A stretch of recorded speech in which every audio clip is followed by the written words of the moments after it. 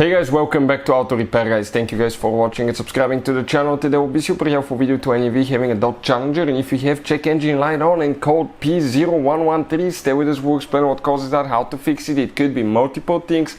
Make sure to stay until the end and we'll explain how you can actually even test the sensor that is causing that code and find out if it's good or bad so you don't waste your money. All that will be covered in this video today.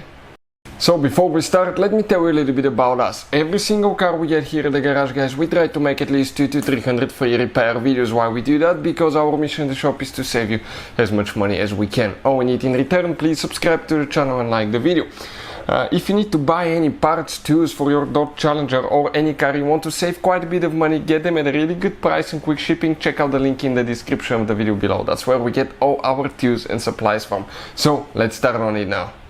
So right here guys, okay, I want to show you, this is the 2018 Dodge Challenger that we'll be working on. If you have a 6 or 8 cylinder engine, it will work about the same.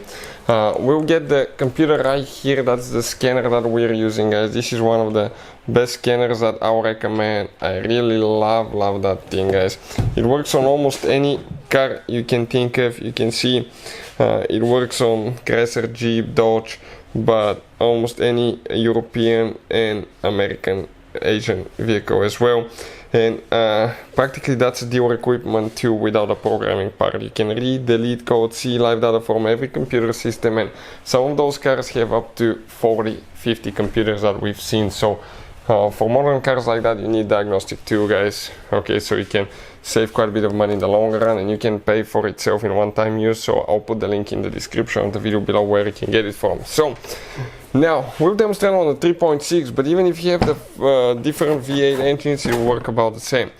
What do you need to find out now? You can see that's air filter box, intake boot, that's the resonator here, and this one actually, guys, does not have mass airflow sensors.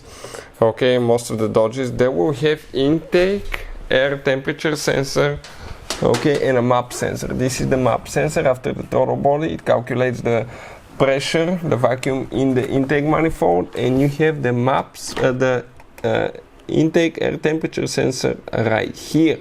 So by using these two sensors, the engine will calculate how much air, it's getting, because knowing the air temperature and the vacuum, it will calculate how much air the engine got. But if you guys have problems, okay, with that code P0113, I'll recommend to always, guys, okay, test, check that the connector is plugged all the way in. Okay, it's not unplugged. Make sure that it's good. Make sure it's not dirty. And sometimes people will disconnect it and they will yank for the wires, okay, right there, and they can pull the wires, and as a result they will not be working lately. So always push in, press down, and then grab for the plastic part only and pull it out. Now that sensor, we have a special video that explains how to test intake, okay, intake air temperature sensor on Dodge. But that's the sensor, okay, right here, guys. That's what it looks like, you can see. And if you have that code P0113, inspect the wiring harness, and other thing, it's very likely you have a bad intake air temperature sensor. We will have a video how to test intake air temperature sensor on Dodge. Check it out. Also, if you need to buy one for a good price and quick shipping, we'll share the link in the description of the video below where you can get it from. Always replace, guys, the seal here as well.